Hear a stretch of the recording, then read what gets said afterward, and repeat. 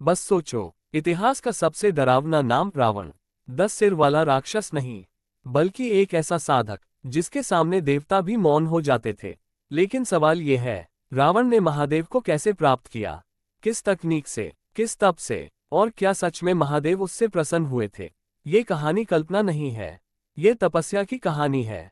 रावण कोई साधारण असुर नहीं था, वो वेदों का ज्ञाता था, संगीत का महारथी, और सबसे ज्यादा शिव का कट्टर भक्त। उसने तय किया, या तो महादेव मुझे स्वीकार करेंगे, या मैं इस शरीर को वहीं समाप्त कर दूंगा।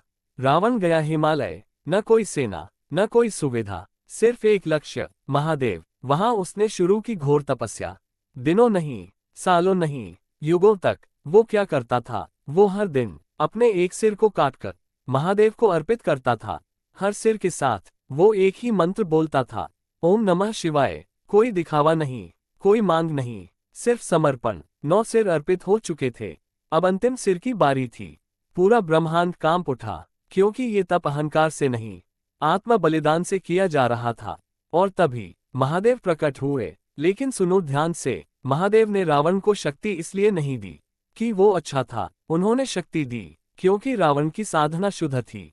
महादेव बोले, वर मांगो। रावण ने अमरता नहीं मांगी, उसने राज्य नहीं मांगा, उसने मांगा अपराजय बल, अटूट ज्ञान, और शिव से दूरी न हो।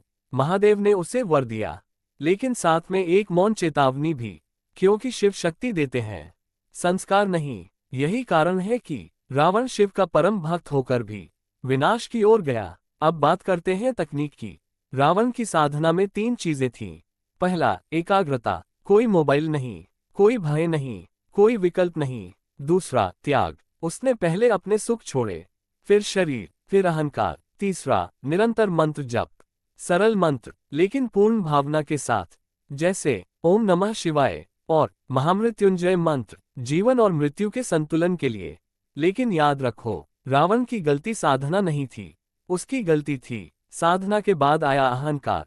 महादेव तक पहुंचना कठिन है, लेकिन महादेव को धारण करना उससे भी कठिन। यही कारण है कि शिव भक्त रावण महान साधक था, पर आदर्श नहीं। तो अगर तुम पूछो, रावण ने महादेव को कैसे प्राप्त किया?